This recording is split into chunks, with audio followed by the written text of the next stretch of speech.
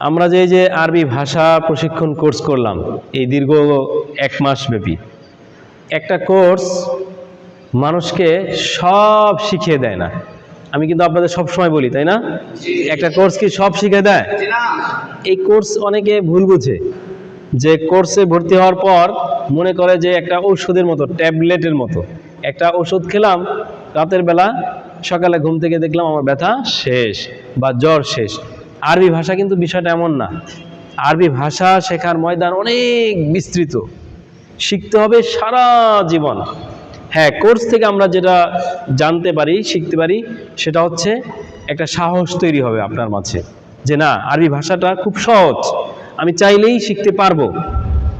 এবং একটা দিক নির্দেশনা খুঁজে পাবেন যে আরবি ভাষা কিভাবে চর্চা করতে হয়, কিভাবে শিখতে হয়, এবং কিভাবে তাবিরগুলোকে আত্মস্থ করতে হয়, আরবি শব্দগুলোকে কিভাবে শিখতে হয়, কিভাবে তামরিন করতে হয়, লেখালেখি কিভাবে শিখতে হয়, চর্চা কিভাবে করতে হয়, আরবি কথোপকথন কিভাবে করতে হয়, এর একটা নমুনা আপনারা এই কোর্সে পাবেন। এই কোর্স থেকে আপনারা একটা অনুশীলন, একটা তামরিন হবে মাত্র, সব শিখে যাবেন এটা সম্ভব না। আরবি ভাষা হচ্ছে অনেক বিস্তৃত।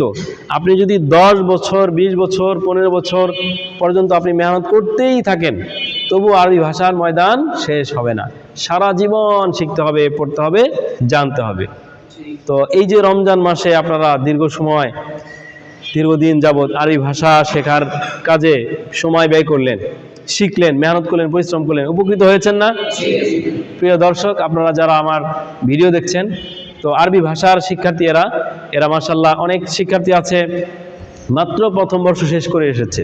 এরা এখন আল্লাহর রহমতে অনেক আরবি ভাষা এবং সাহিত্যের অনেক উচ্চাঙ্গের কিতাবও পড়ছে। এই আমার লিখিত দুরুসুল লুগাতিল আরাবিয়া, এই কিতাবের উপর কোর্স হয়েছে আলহামদুলিল্লাহ। তো এই কিতাবের ভিতরে সাহিত্যিকদের অনেক নুসুস আছে।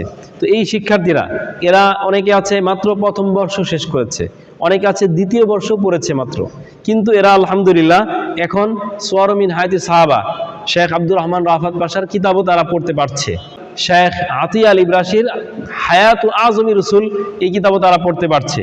অনেক আরবি তাবির জানে। একসময় এরা মানে আরবিতে কথা বলতে পারতো না, এখন মোটামুটি মৌলিক প্রয়োজন, নিজের মনের ভাব প্রকাশ করার জন্য যা যা দরকার আলহামদুলিল্লাহ এরা সবাই এখন বলতে পারে।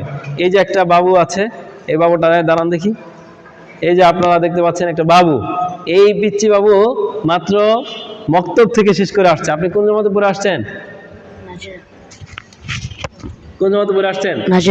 নাজেরা মক্তব পড়ে আসছে।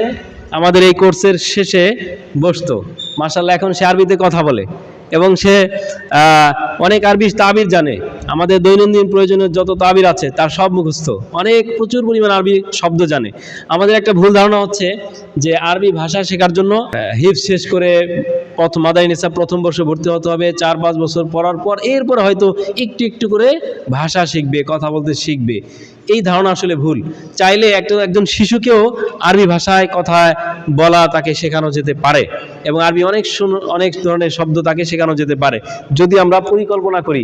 ভাষা শেখানোর ক্ষেত্রে কিছু নিয়ম নীতি আছে, ওই নিয়ম নীতি আলোকে যদি শিক্ষার্থীকে পাঠদান করা হয়, তাহলে একজন শিক্ষার্থী অতি দ্রুত অল্প সময়ে অনেক কিছু সে শিখে ফেলবে। আমরা আরবি ভাষা পাঠদান করে থাকি সাধারণত অনেক জায়গায় হয়ে থাকে যে প্রচুর পরিমাণ কাওয়াইদ, শিক্ষার্থীদের মাঝে কাওয়াইদ, নাহু, সরফ, এই নিয়ম, ওই নীতি, এই সূক্ষ্ম মানে ব্যাকরণ, নাহু সরফের বোঝা শিক্ষার্থীদের মাথায় দেওয়া হয়। এই চিন্তা থেকে বের হয়ে আসতে হবে। ভাষা আগে, ব্যাকরণ অনেক পরে। আপনি একজন শিক্ষার্থীর মাঝে দুর্বলতা আছে, ব্যাস আমি যদি বলে দেই ওই নাহুর মিজান কিতাবটা আবার পড়ো, নাহমিমের বাহেদাতুন কিতাবটা আবার পড়ো, ব্যাস এমনটাই হচ্ছে। ভাষা শেখার যে স্বাভাবিক নীতি, সেই নীতি না দিয়ে তাকে ব্যাকরণের বোঝা চাপিয়ে দেওয়া হচ্ছে। সে আরবি ভাষার ব্যাকরণ শিখছে, সারাদিন মিজান পড়ছে, সরফ পড়ছে, নাহু পড়ছে, কিন্তু বেচারা আরবি ভাষা সাহিত্যের কিতাব পড়তে পারছে না। সে নাহুর অনেক কাওয়াইদ তার মুখস্থ, কিন্তু যখন আরবি ভাষা সাহিত্যের কিতাব তাকে তুলে দেওয়া হয়, হাতে ধরে দেওয়া হয়, তখন সে এবারত পড়তে পারে না, জের জবর হরকত লাগাতে পারে না, কোন জায়গায় জের, কোন জায়গায় জবর, কোন জায়গায় কোন এরাবটা হয়েছে, এটা সে বলতে পারে না, সে তারকিবটা জানে না, বুঝে না।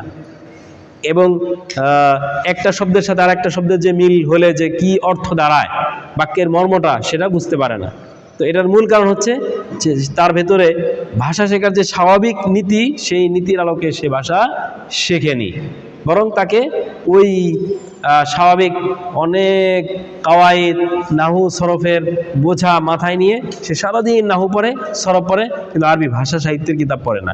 হ্যাঁ, কাওয়াইদ লাগবে, কিন্তু সেটা একটা স্তর পার হওয়ার পর, এবং কাওয়াইদ যতটুকু শিখবে তার চেয়ে বেশি সেটা বাস্তবে তাতবিক তাকে দিতে হবে।